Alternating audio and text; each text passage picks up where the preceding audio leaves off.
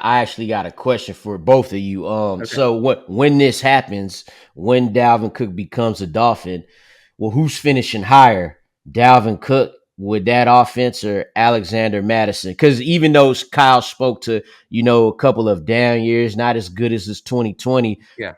I mean, he's better than Alexander Mattison. So given that in the situation, like we know it'll be Madison in Minnesota, but then you got Dalvin Cook attached here to the Dolphins, who they got all those running backs, but none of them was good last year. Like none of them was like, oh man, we like no Dalvin Cook over here. Like they could use Dalvin Cook. So where would y'all see? Who would you see finishing ahead of the other one? Madison. It's Madison for me. Oh. Yeah. All right. He's getting all them touches. Denny, like you said, totally. Dalvin Cook's better. Even if Dalvin Cook's like 2 back-to-back years that are like not up to his standards, he's better. No disputing on this. Madison's a guy for all intents and purposes. He's going to be a guy that gets like 280 touches. And I really doubt that we see even a close level of touches, specifically after the team invested in A-Chain. Like I agree, Mostert also basically just a guy, as is Jeff Wilson.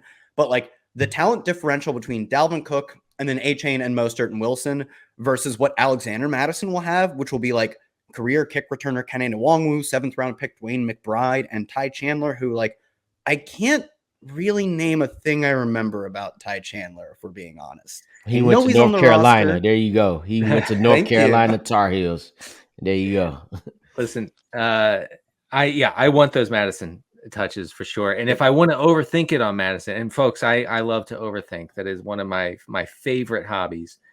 I would say that the Vikings throwing it more than any other team besides the Chiefs in the red zone, okay, being the most pass heavy red zone team, does make me think that maybe Madison doesn't have the sort of crazy touchdown upside that you might think. But honestly, for the ADP right now, I think that's okay. I think once the shoe drops, once the other shoe drops here and Cook is on another team, I think Madison then probably has a disgusting ADP at some point. I agree with this because like it'll go pretty high.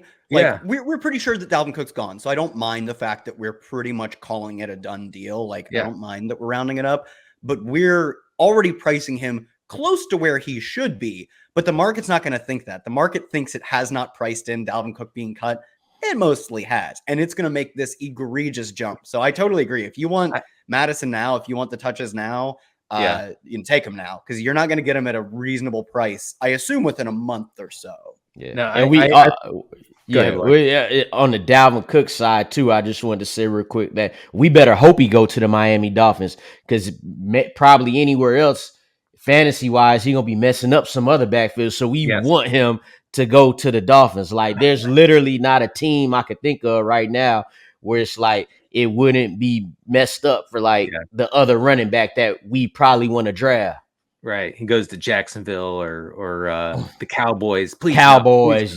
Cowboys. No. Listen, I was thinking the Cowboys, but I was just like, nah, man, that can't be like that's too unrealistic. But the NFL is unrealistic. Yeah. Anything goes.